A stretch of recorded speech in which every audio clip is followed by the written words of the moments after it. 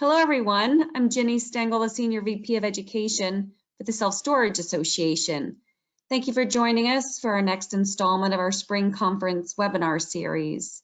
Carol Mixon of Skill Check Services and Denee Burns of Tenant Inc. join us today to talk about recipes for adding new profit centers to your storage business. This session was originally created for SSA's Spring Conference, so it was before our new reality of dealing with the COVID-19 pandemic. But what they're about to share is certainly valuable to any self-storage operation. It'll be particularly valuable when we do get back to our new normal. So now I'll turn it over to Carol and Denee. Welcome. Hi, this is Carol Mixon Crindle, and I'm here with Denee Burns, and we're going to be talking about the SSA Spring Conference webinar series. And before we get started with that, I just wanted to say we all are aware of what a stressful time this is in our country. And we are certainly aware of how, this bringing you this kind of information is helpful, something to watch and something to learn while you're at the property. But again, we're very sensitive to what's happening. And if you have any ideas of topics that you would like us to discuss, that sorts of things, we're happy to do more webinars on those things too. You can find more information about COVID-19 on the SSA website. That information is easy to find on the self-storage website. So today we're going to be talking about recipes for adding new profit centers to your storage business. So these recipes for adding the profit centers, we're going to be talking about other things that you can do besides just your normal self-storage. So Denee, I think, when you and I were talking about doing this seminar, we talked about, this ancillary income. It's so important because when you think about just the amount that you make on the storage property, if you do other things, ancillary types of things, that revenue really generated from goods and services that you do, it makes the difference in how the store performs. Go ahead, Denee.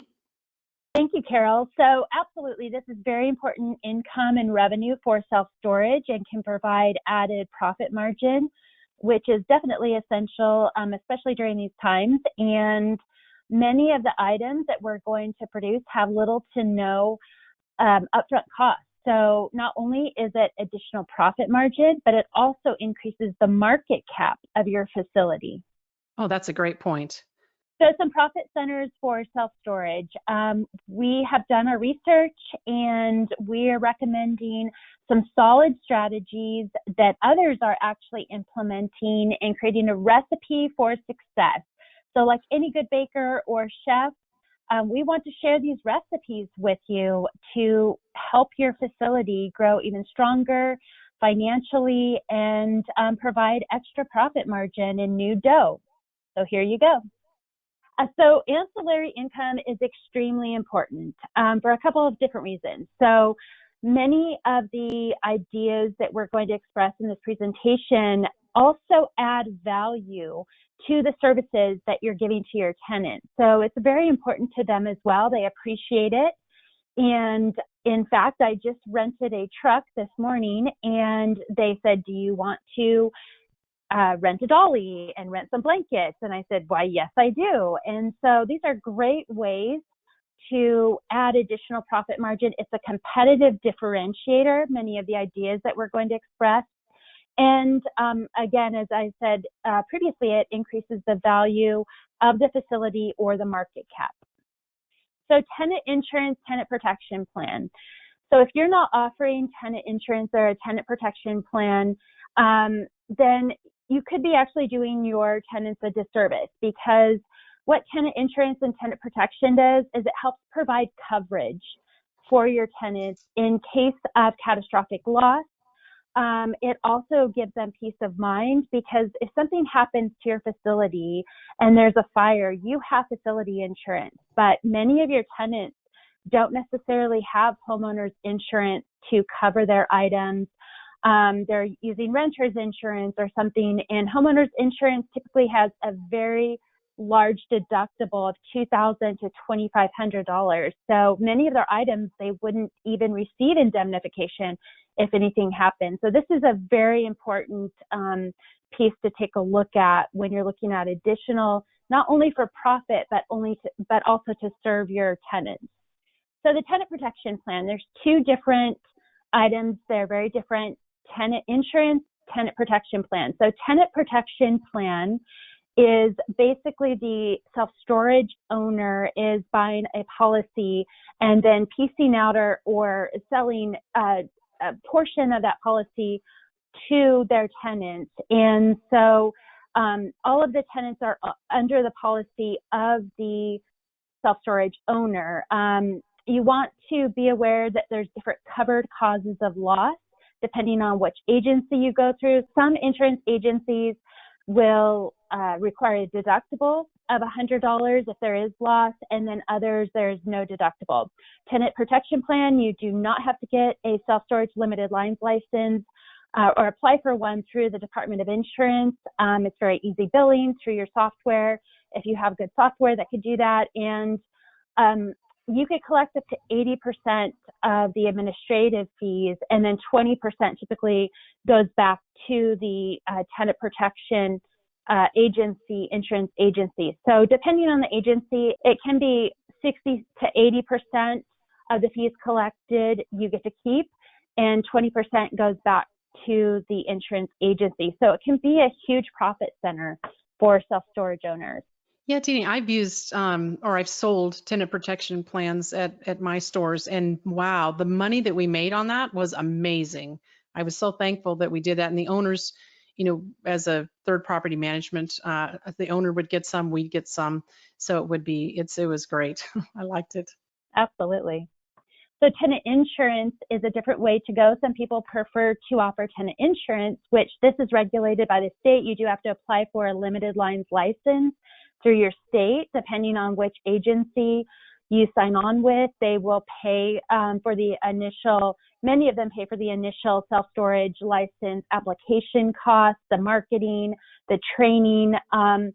It's very important to notate that your employees do not become insurance agents. So they cannot go out and sell homeowners policies or auto policies. They're simply offering a value-added service to your tenants. And also, it's very important to note that this cannot be made mandatory for tenants to buy a tenant protection coverage or tenant insurance plan. What is recommended is that you make having some sort of coverage a condition of the lease.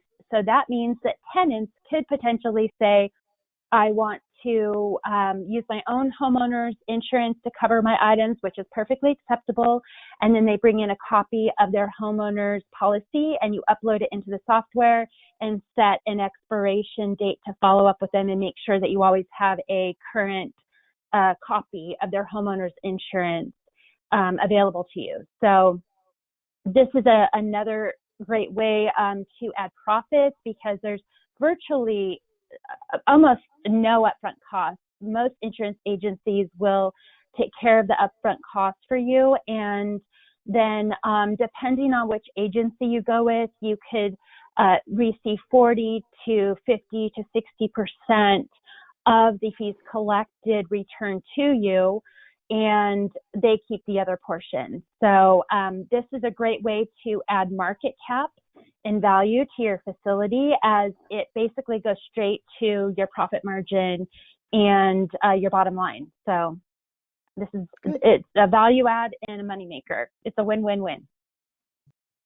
So I would also like to add with the tenant insurance, something very important to note is that the differentiator between that and tenant protection is that not only do you have to apply for the self-storage limited lines license through your state, but it is transferring the liability to the carrier and the risk.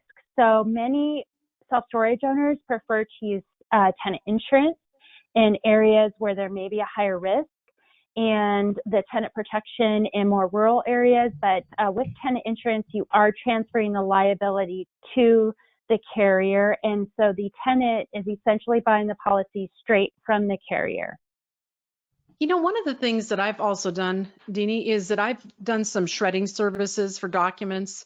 And it's interesting that I know that there are some places out there that are doing like $1,500 a month just in doing this type of service. So it could be a one-time service or something regularly scheduled with certain businesses. You can use a shredding company and just you have them come in and do all of that. And again, it's so convenient for your current customers. And many recycling centers around the country, they have drop-off sites where you can take shredded paper and dispose of it for free. So I guess the most important aspect of this service is really ensuring the confidentiality of your clients. So if they're bringing you something that, it is absolutely getting shredded. So you want to make sure you're training on the confidentiality to your staff, especially because they're not supposed to be looking through the records, that they're just getting shredded. So even with the shredding people, they've like, you don't have your managers looking through it, or your employees looking through different things. They just sit and shred. That's all they do. Absolutely, and I would greatly appreciate that service. I go and use a shredding service and go to a location and pay for it. I don't want to have a shredder in my house, so that's a great, kind of messy great too, value add. Yeah, and dangerous. maybe. Yeah. So valet services, if you think clutter, so what it is it is going to pick up tenants' items at their house. And you could give them a bin, they fill it up, and then you pick it up and you put it in a self-storage unit for them and invoice them accordingly. So it's a great value-added service. For example, Simplified Valet Service in New York City charges $30. You get 6 bins per month plus $5 each additional bin. They'll drop it off, pick it up. It's very handy, especially if you live in a large city or metropolis like New York City, because it's very difficult to have a big truck pull up next to your apartment so that you could load items to take it to a self-storage facility or even find a truck. And it's very expensive to rent. So people in big cities appreciate this service. There's also Pay by Box, Love Space UK, company Declutter. They do it at a minimal cost. Again, they will pick everything up and store it for you. I have spoke to some people who have self-storage facilities in more rural areas, and they said this is a harder sell in a rural area because, number one, people have trucks. Number two, they don't trust someone to pick up their items and store them appropriately. So depending on where your self-storage is located, you might want to take a look at this service and see if it makes sense for your company. I definitely think this is a big city sort of thing, isn't it? It would be certainly more apt to be used. And I think they're doing this in Australia too. I think some of my friends in Australia have talked about this, that there are companies that are in like Sydney and the larger cities where they're actually taking bins because people don't have as much stuff and they maybe keep it more organized than we do in the country. Right, So, exactly. yeah. So, truck rentals. I have had truck rentals over the years at lots of my sites, and it is a great traffic generator. There is no doubt about it, especially good for like the secondary markets or hard to find locations. Especially when I've had locations where I've sort of buried. I thought, well, let's have a U-Haul, or so. And I've had all three of these. I'd have U-Haul, Budget, and Penske. And I do like the fact that U-Haul has some smaller vans and things. Some Penske sometimes is larger. They're larger vehicles and they're a little harder to move around. Some people can't drive those, but pretty much everyone can drive the U-Haul van. But it's so easy and convenient for people who are actually using self-storage to also have the truck rental. And I certainly have done this in places where I've needed to get people to my store. An example of this would be a store that I did in Caves, and it's called Waikele Self Storage. And if you want to look at it, because they're old bomb bunkers, and it's amazing to see. So I put the website on here, www.waikeleselfstorage.com. It's hard to spell, so you might want to get it off the information here. But the interesting thing about this is that we were just not doing well at all. And I tried and tried and tried everything I could, and I was advertising, but I mean, literally, people could not drive by you. This was down into a gulch. And you can see the driveway going down into the office, and we put up flags and everything, but no one could really see us from driving by. But when I got U-Haul out there, it made a huge difference. It was just unbelievable. And at one point, we had 40 U-Haul vehicles there, which is a lot. Okay, that's maybe too many, is what I'm going to say. It was a lot to handle, and I had a lot more staff than I really wanted to do. But a lot more people came down just to get the vehicle. They weren't using storage, but then we had a lot of military people too, so they would use the U-Haul truck and they would use our storage spaces. Absolutely. Yep. I rented a U-Haul this morning for that very reason, because they are smaller and the Penske trucks Yeah. do tend to be a bit overwhelming. Yeah. And it was a very smooth process. It was wonderful. And I agree with you. It's a great way to add profit margin. Yes. One other thing that I like about U-Haul is, in fact, when I was I had the Waikele self-storage, I got a truck that actually had U-Haul on it, but it also advertised Waikele self-storage also. And they do that here, and you can see this van, but now they don't do it with their big box trucks. They do it with vans. So it says Your Storage logo here. And I put this information here so you could actually find out how to go to their website and to be able to get into a partnership with U-Haul where you only have, let's just say you had just this one van there, but it would be so convenient for you. And having that move around, although it says U-Haul on the front in different places, it's going to have your information. And if I were you, and pretty much with everything we're talking about here today, I would put tracking numbers on those, like on the vehicle. I'd want to know what every marketing idea I have. And I put that special tracking number on it so I know. For example, I had one in Sacramento.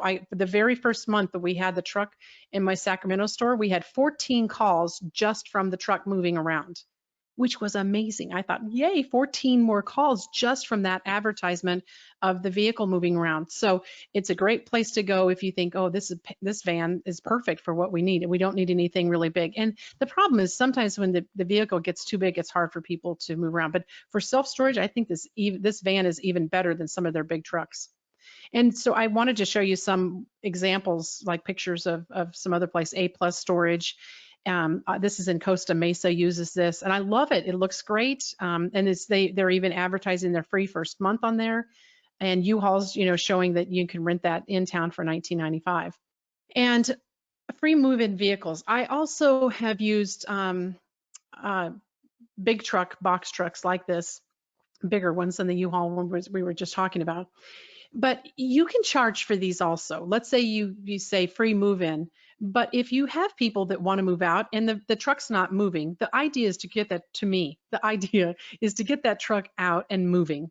And if it is, it's your signage and it's, letting people know. And even if they're using it to move out and you're charging them, well, you could charge them $19.95 just to move out. I know some owners are like, oh no, that truck's not going to go out for that purpose. And I'm thinking, it's kind of short-sighted, because most people will see it and say, oh boy, that free truck's on the move again, right? So it's great advertising. And remember, don't forget to use that tracking number.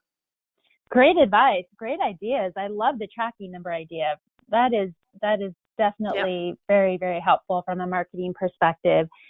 So now I want to talk about RV and boat services. And what is this? So this is a great competitive differentiator. If you store any boats or RVs at your facility, I would definitely take a look at this as being something to implement and a value add for your tenants. So basically what it is your tenant can schedule either online through your website, et cetera, or call in and say they want their vehicle details inside and out. You would have to have the keys. And they could also say they want to pick it up by a certain day and potentially have the gas tank filled, whatever you want to offer. And some software packages will allow you to add that to their order right inside the software and invoice them accordingly. But they could have their gas tank filled up. And if you want to even offer food where you stock up their motorhome, how cool would that be to call up to your facility or schedule online and say, I want my RV at this time with the gas tank filled up, the food in it, and I just want to be ready to head to the river or head out to the country with my family or on a road trip. And so again, you could add into profit margin, of course, to those items that you add in. And there's the con could be, or the downside could be, that it would require a little bit of labor from your employees unless you decide to use an outsourcing service and have that car wash service come onto your lot, wash the vehicles, wash the RVs, and then you charge an upcharge for that service, and then it doesn't involve your employees. So depending on how you want to implement it, this is a great value add. And for boats as well. So here you go. So get that boat ready for someone when they want to go out on the river, the lake, put gas in it, put some food in it, drinks, get it cleaned up, ready to rock, and they will so appreciate you. I like this one, Deanie, because it shows the, the ability to make more money by stacking up. Isn't that kind of cool? Yeah, it's brilliant. Yeah. Brilliant. I love it. Great idea. But look at this one. I mean, this is a huge warehouse, isn't it? But look at, I can't even imagine what this thing costs to lift all those boats up there. But they sure have to be making the money because it seems like, what's it, 1, 2, 4, 4, 5, and 1, 2, 5 up, huh? At least, or maybe there's one on top too. I don't know. But that's a lot of revenue when you can really stack like that. That's awesome. Absolutely. This one looks like this one might be the manager that's out there doing it. I think the other one was maybe a service, but this guy looked like he might be the manager actually out there doing some of the work on the vehicle. Those are nice, aren't they? Absolutely. Yeah. This is Yep. another picture, Deanie, of one that's here in Tucson, where I live, and they just say if you want to fill up the water in your RV, it's $5 to fill up, and then it looks like it's on the honor system, doesn't so you've got the hose out there that they can do it themselves too, and they have electricity at those locations too, so people pay extra for the electricity and for propane. How about this one, Deanie? Did you like this? That was kind of a nice office, huh? Yeah, I did. I thought it was a great idea. And Absolutely. lots of different products for the RV, right? Yes, That's yes. pretty And I neat. really appreciate it when self-storage facilities do offer some sort of food or snacks or drinks for Mm-hmm. purchase because, it's especially during the summertime, you come in, you're hot, you've been moving things all day, and it's just nice to have easy access to some instant energy and food and drinks and refreshment. And so Yeah. I do appreciate it when this is offered. Yeah, and lots of times it's not. And I know I've had owners that was like, "Oh no, you're not going to put a Coke machine, or you're not going to do this or that." But people want, you know, especially when it's hard work, and they want water or drinks or sodas, and they're like, sometimes they say, "Oh, we have free water," and they're like, "Yeah, I was looking for a soda. We need a little more energy." Right, right. Right? Yeah. Exactly. I need Yeah, a I sugar have boost. one. Yeah, this is a good one too, Deanie. I like this picture that we've got here about the truck wash. I don't know how expensive these would be to do, but this one is another one in Tucson that National Self Storage owns now. It's very innovative, and depending on how much you want to invest up front, this is a great way to have like an unmanned car wash, and so people can run their cars through these car washes. I use a similar car wash, the unmanned, and I really appreciate it. And so it's just depending on how much, again, you want to build or invest up front, but I guarantee you your tenants will appreciate any additional value that you could bring to the table and just save them some time and provide a one-stop shop. And I think it's hard to find these big car washes, the tall ones, where they can get an RV in. Even I know the truckers Yes. have trouble with that too. Mm-hmm. This is one in Stockton or south of Stockton, California, from Storage Pro. They call it Wash Pro, but it's from Storage Pro company. But they do the regular car washes in front of their storage space. You can see the buildings there in the back. That's nice. Yeah. Yeah. Nice to have. Deanie, one of the things I got really excited about when we were, thinking about doing this and everything was these Amazon hub lockers. I I find this fascinating. And you and I have talked about this, but it really does drive foot traffic. And that, if nothing else, that is amazing. So basically it's a locker. And you put a code in and that you can pick your package up that you received from Amazon.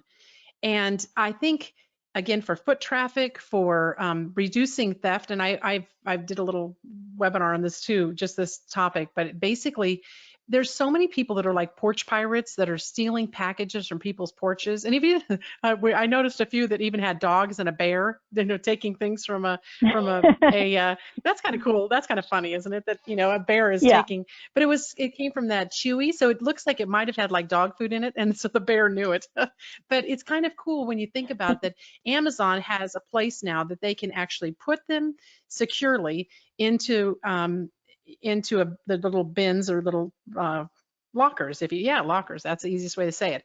But again, the problem with this is there's no additional revenue from Amazon. That to me is the a little problematic. But I would love to make money on that. But again, if you want to implement that, you can go to Amazon Hub Locker, and that will get you right to their site to tell you about it. But we've got some examples too of pictures. And I kind of like this one because it could be attached to your building on the outside. And it's pretty, it's not obtrusive at all, really. It's definitely bright yellow, isn't it? But they give, when the people are looking for a place to pick up their package, they actually show you places that have these that are close to your home or wherever you're at to be able to have a pickup. And there's another one at a 7-Eleven. And again, you have to have electricity for them also to be able to run the computer in it. This one's kind of nice. You can see that they have some that are sort of, this one's in a lobby, probably of an apartment place, but that could certainly go inside our offices of a storage place. I think that could easily, be inside there for that purpose. I like how you say it drives foot traffic, which is so essential because marketing is expensive. And whether you're doing pay-per-click or whatever you're doing to drive traffic to your facility, just to get feet in there. And then people start looking around and they go, oh, I didn't know you offered this. Oh my goodness, you offer this service. And then now it becomes a hub and they think of going there for not only their self-storage, but their shredding services and all the various services that you provide. So driving foot traffic to your facility is expensive. So this is a great way to drive that traffic and pull people in. Mm-hmm. But Denee, even with, like, let's say our current customers, we have a lot of current customers that have packages dropped off, and sometimes they're like, "Oh, what'd you do with my package?" Or, someone got in the package. I'm like, "Well, we didn't get in your package." And I have had to make, places to put the packages in so no one gets into them, customers or someone else doesn't take it. I mean, there's all kinds of things that can happen to someone's package. And I'm thinking, wow, this would be awesome because if customers could actually send their Amazon packages just to there, they'd know that we didn't touch it or nothing happened to it from the time that they had it dropped off at the hub and that they picked it up. So yeah, and then it puts us out of the equation. Great point. Yep. So renting out equipment and selling supplies. So I actually was a purchaser today of these services. So I rented a dolly for Saturday and some blankets. And so I'm returning the items to the store. So you have that initial investment, but basically this is renting out equipment and supplies that people only use for one time: boxes, corner guards, tape guns, stair guardrails, furniture pads, and people borrow them for a brief moment, they return them, and then you re-rent them. So you have that initial investment, and then then you just collect the profit. So this is another great way to add additional profits to your bottom line. And to tell you the truth, as a customer, I really appreciated the fact that they were renting them out because I don't want to invest in a dolly or moving blankets. I don't plan on moving again for a really long time. So yeah, and it's all in one place, right? I right. like that too. It's you just all at the same place. Mm-hmm. Absolutely. Yeah, exactly. I also liked the picture here because it looks like this is one of my clients in Australia, but he sells the boxes on his website, and then you can put the quantity and all the information in, and they can either deliver it or you can pick it up at their store. That's kind of cool, isn't it?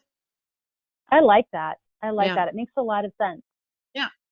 So another thing that we are encouraging you to do is online auctions. I believe that they're going to be more effective for you and more profitable than your regular on-site auctions. And I've done this. I've done auctions for many, many years. Well, I've been in over 30 years doing this. And when I think about the times where I only had 2 or 3 people show up and I had really good units, or in fact, I've had like 50 units to sell at a place, which was too many in one day. I guarantee you I'd never do that again. The owner kind of pushed me to do that. But the idea is that when you're doing the online auctions, you have so many more bidders and people will bid things up. And I am amazed because look at this is just one I took off of bid 13. And it says the unit number, it says a size, and it's there. That is a picture of, I mean, there were multiple pictures, but that was one of the pictures. I think they do a lot of video there too, or they encourage video because it gives you a higher return, they believe. So, and it tells the state and the storage property. But again, the interesting thing about this is that this has been on for 9 hours, but $2,000, over $2,000. I'm like, I can tell you there are very few times I've ever gotten that much money anytime at a storage auction. So I think it's going for more online than you would get or just have your normal bidders there. The other thing, and I wanted to show you this one as a comparison because there's not a whole lot in this one. And if you look at this, look at the pictures. They're horrible. I mean, first off, I couldn't even tell you what that is there. It's not Right. at all, it's blurry, right? Again, the bid is only $21. So you got to make sure you've got good pictures or good video. I would put video again, make the quality good, and you'll have more bidders when you do this, and make sure the picture is of really good quality, because this one's so bad. Yeah, Oh, I think yeah. you made some great comments about the online auction, and I agree with you, and especially during the go forward, and with the atmosphere that we're in right now, it might be frowned upon to bring in a large amount of people and to have them congregate. So after, just in the go forward, I think it's going to be a very efficient, excellent tool to use, the online auction. I highly recommend it. And so that was That is a really good point, Denee, because, with all this atmosphere now of the virus that's out, and we're all just a little bit more concerned about being around other people. What a way to do this. This is way better. And then you don't have the exposure to a bunch of people. In fact, I had a store in Vegas. I had 100 people, well, a little bit over 100 people that showed up for an auction. It was crowd management. I had trouble finding right. places for people to park. And then Mm-hmm. at that particular day, we even had someone that was on one of our upper levels that was trying to break in, and they were on, and one guy was on the phone. I noticed he was on the phone, and I said, "Sir, can you please get off the phone?" And he got off the phone, but he was contacting the person that was a level up that looked like was supposed to be at the auction, and he was breaking into another unit. And when we would open up and the alarm would go off, he would coordinate like they're opening the door now. And then the alarm would go off to the other one, so the manager wouldn't know that the alarm, a different alarm was going off, and they were trying to steal from these other storage space while we were doing the auction. Can you imagine that? So No, oh my there are goodness, that a lot of great reasons to do online auctions, right? Yep. absolutely. The Yep. security, like you Yeah. mentioned, security. I mean, are you going to have to provide security on staff and then to Right. your team? And it's a huge security risk. So I just say Mm-hmm. move online, go to online auctions. Yeah, I agree. So eBay Corner. This was a brilliant idea. Actually, Carol had this idea. You should be presenting this. I thought it was Yeah. brilliant, but so this, you really don't make any additional revenue stream from this or profits per se, but your tenants will love you. They will appreciate it. So many of them sell on eBay. And this is just providing a space for them to take pictures of the items that they're selling in a very clean setting, something that has good illumination and a camera. They could take pictures on the camera and then have it uploaded to their phone or to a computer or what have you, so that they can sell the items on eBay. So just something to consider, again, as another competitive differentiator and value add to your tenants, and they will appreciate it. Yeah. One of my owners thought this was a great idea, and I thought, oh, that's good. But I'm fascinated by whatever those little duckies are in there, and how much those could go for. I don't know. I don't know what that would be, but Good how much point. you'd be paying for those. But yeah. Anyway. So some additional services is notary services. It's really not that expensive to get cleared to be a notary. So if you or your manager, one of your employees, you want to have them get cleared for that, it's a great service. There's also gift wrapping services, laminating, copiers, faxing, anything where you can just provide something to your tenants, customer delight, basically, so that they think to go to your facility when they have a number of task items that need to get done, and they go, oh my goodness, my self-storage facility has everything I need, they can help me out. And so it's a little bit of additional profit margin. There is possibly a little bit of expense up front, obviously, with a fax machine or a copier, laminating machine, but you will make that money back very quickly. Yeah, one of my stores in Hawaii, we did this, Deanie, and it was interesting because it was right across the way from a university, and the people had been in the printing business, and so they thought, oh, we'll do some bunch of other things, and they did a lot of copying for the students, and we really made some decent money there on these ancillary things that we were doing for them, which was really nice. So one of Nice. the other things Great. that you can do is talking about renting out an office space or have retail space. And I've done some storage properties where the front of the property was certainly retail. But the back, we had a big out parcel in the back that we thought, wow, we want this piece for this piece up front would be really good for retail, but the back we could put storage in. So we actually put in, I've done both. I've done retail spaces, but I've also done office space. So it's really interesting to be able to do this because it's very positive for the cash flow for the entire piece of property when you look at it. And it's really worth doing. I'm excited to tell you that. I've got a couple of examples here. This is the store that I did in Reno. And we did, you can see Goodwill. They have, people would drop stuff off all the time out there. So then they put those little tents out, their little things out there to say, hey, don't leave stuff out there. But you can go in the side here. You see it's now being managed by StoreQuest, whether you go into the side to go into the storage, which is in the very back part. And you don't even really see it exactly, and which is unfortunate in some ways, but it certainly worked out advantageously for the property. And this side, this is where, looking at it from the side, you'll see the StoreQuest here. You go in here and then you drive in there. So it made it really well worth what was happening, or the expense of that parcel. I found a couple of other interesting storage properties that used retail, and this was an old building, and U-Store went in there and they put retail on the bottom, and then on the third floor they have, and it's 60,000 feet on the first floor, which is a lot, but they went on the third floor and put all of their storage, and it looks to me kind of like the fourth floor maybe storage also, because you can kind of see something up there, but I think when I was looking at it, it said that they also had offices on the top. This is another one where a storage property has made a little office area and then sort of a big 10 by 30s. I think these are 10 by 30s here, where they can pull in like a truck for maybe their electrician, something like that. So they have actually an office area and a place to put their vehicles or storage. I found this one, it kind of looks like storage containers, but they took it looks like they put the containers on each other, but then they've made it look more retail on the outside. Yeah, so it kind of looks a little funky, weird. I don't think that would get approved in a lot of cities, but you never know. It's kind of different it depends on what city you're putting in, what you're going to be allowed to do. But some places this would not be allowed. But look, they've got their little handicap thing, although they don't have a sign up there for it. I'm sure that sign should be there too. So one of my clients, Kennard Self-Storage in Australia, this is the one that I said that had the boxes that they sold. They also do, for businesses, they have meeting rooms and they have Wi-Fi, and they even have coffee and tea and some drinks and snacks for customers. But they want really to get a lot of businesses into their locations because they know they pay more and they stay longer.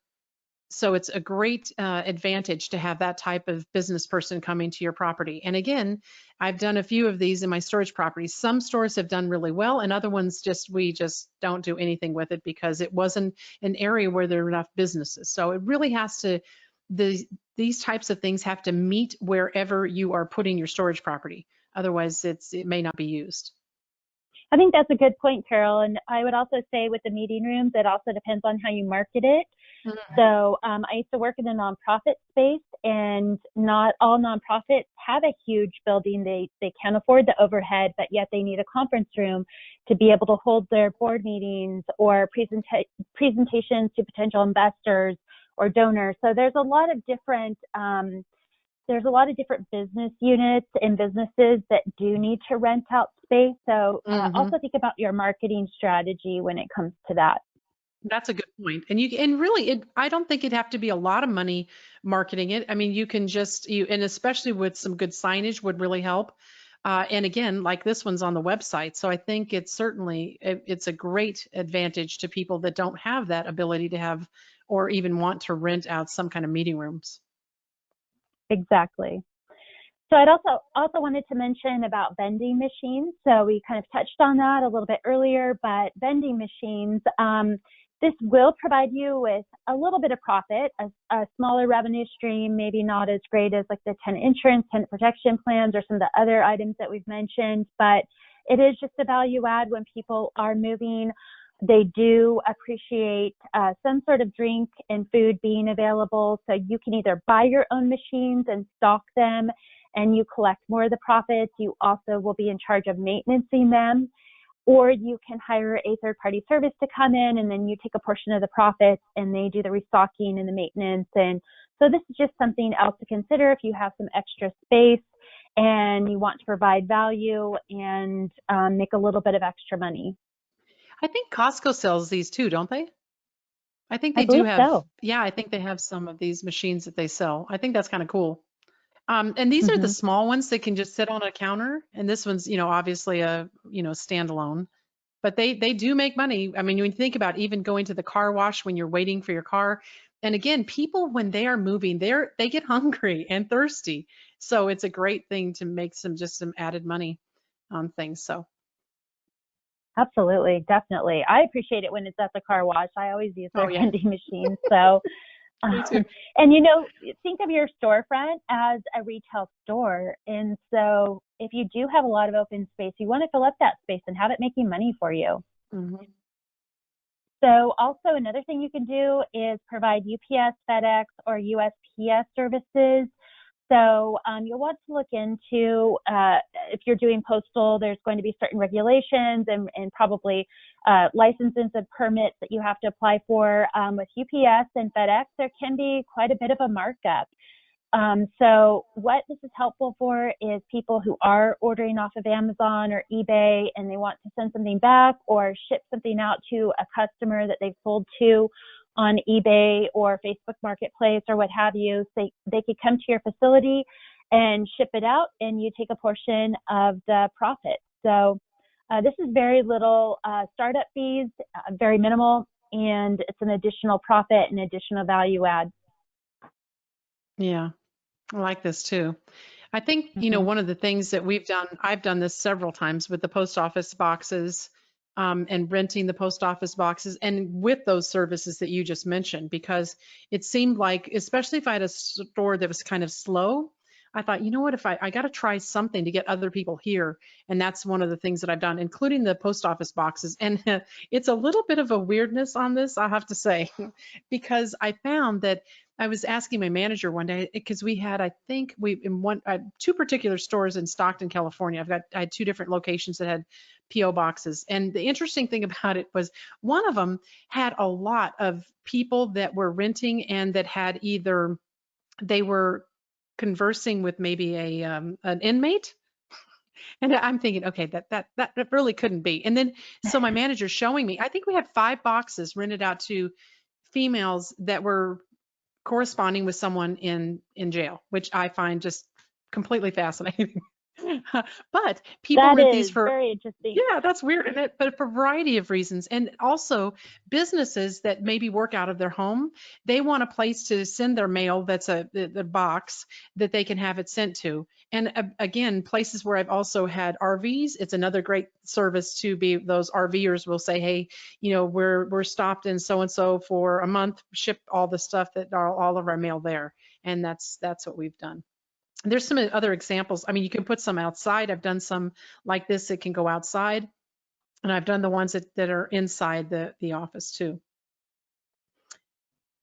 So, Carol, I wanted to add to that because I actually rent a postal box from a facility, and I really appreciate being able. Yeah, I do, because I first started it for my business, and then I was in an apartment, and I wanted all of my mail to go to one place for a long term. I knew I wouldn't be in an apartment long term, and I also have my boxes, my Amazon boxes delivered there, and so they hold them for me behind the counter, and I like going in and talking to Randy and his wife Dana, have a relationship with them, but I know that my mail is safe and it's in one spot, and that's very important for me. And do they call you when it's there too boxes. sometimes?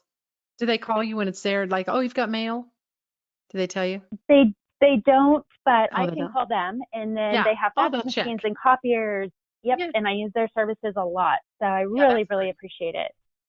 I know we use that service too, because I work out of my home, and so we have a place that does this, and they'll text us when our mail's there. If there's mail there that day, they'll say, "Oh, you've got a package," and I love that. That's a kind of a cool service too to add.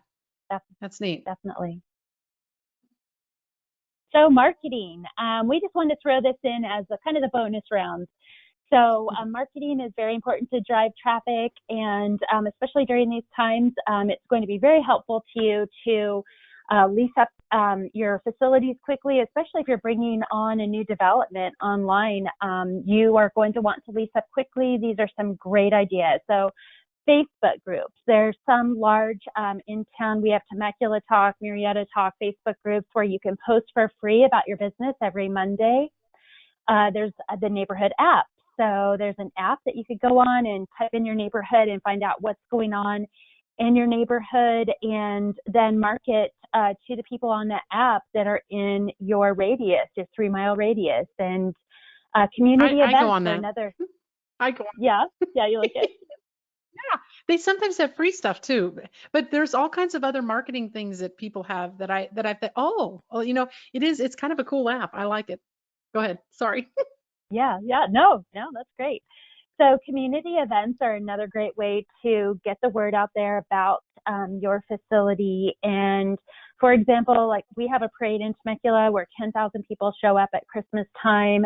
So passing out flyers and just letting people know that you're in town and ready to serve them. Chamber of Commerce, very important to join. They often have events, and then people will call them for advice on where's the best self-storage, and they'll go, oh, well, one of our members is right next to you, and they'll give you a discount because you're part of the chamber, and or they're part of the chamber. So anyways, that's a great thing to join, is your local Chamber of Commerce. And a friend of mine who manages self-storage in my area, she creates these brilliant events that drive traffic to her facility. So she had a women's veteran event where she honored women's veterans and provided food and drink. And she had a de-stress, declutter event and brought in Miss. Yeah, I was going to attend that too. Yeah. And so they bring in masseuse, they have food and a drink, and they just are there to serve their community, and it drives foot traffic, and then they get to know the people in their neighborhood, and they go, oh, by the way, it's springtime, spring clean. Would you like to rent a self-storage facility? We're here for you. So that was a great idea. And then share agreements. So more and more businesses are creating share agreements. This isn't necessarily something where you exchange money per se, but it's going to a business and saying, hey, by the way, if you'll share out my Facebook post, I'll share out yours. And it's a great way to build followers on your Facebook, which only helps to market your facility. And my friend who does this, she has 13,000, almost 14,000 followers on her Facebook page for her self-storage facility, which is unheard of. Wow, that's crazy good, isn't it? That's yes, amazing. Yes. So That's I thought neat. that was brilliant. And then she also creates really creative Facebook posts that people want to share out. And so she always puts her logo and her Facebook creative. And so when it's shared out, then her logo is seen and people see that, oh, there's self-storage in my area. So I thought that was really good to create engaging Facebook posts. That's great. Well, we really appreciate you being on this webinar, and we wished we had done it in person because we had a lot of great things going on. We had little hats and aprons and cookies for the attendees, and we were totally ready and bummed when it didn't all happen. My name's Carol Mixon and Denee Burns. You were awesome, and I really appreciate all the effort you put into this, and you just are such a lively thing and so great at selling. So I'm happy to be doing this with you. And it's, for all of the people that are, if you're thinking about any of the ideas that we had, there's ways to contact us here. Either one of us, we have phone numbers and email addresses you can get us at, and we're open to questions. So please do that. We know that we weren't able to be in San Antonio for you to talk to us, so we would like you to interact with us, and we hope you enjoyed this. And Denee, do you have anything to add too? I just want to say thank you, Carol. I really, really enjoy working with you. You're an inspiration, and I really appreciate our industry, the self-storage industry. We are strong. We will continue on. We will innovate.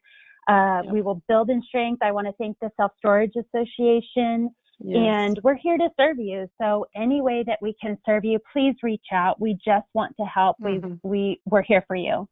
And I like what you said, Deanie, because really these times are tough for lots of people. And I know managers are uncertain, like, do we help people? Do we not help people? And some are paranoid about, getting near people. I totally understand that. And owners are having to decide, how do I work with this? And how do we help our customers, because we're essential employees? How do we do that? And we do have a variety of webinars and information on the Self-Storage Association website that can help you. If you're not sure how to get there or how to get on, you can certainly call the office and they can help you get into that information to look at it and to learn from it, because this is so important. And unfortunately, we missed you in San Antonio, or we missed each other, always us, but we'll have other times to get together. And now as a country, we just need to be together and to try to get through what we're trying to make it through. And Deanie, it's though we weren't able to do this in person, it was fun doing this with you too. So, and thank you so much for all your input and help and work with us. Thank you, Carol. It was a pleasure. Okay. Anytime. Right. Thank you very much.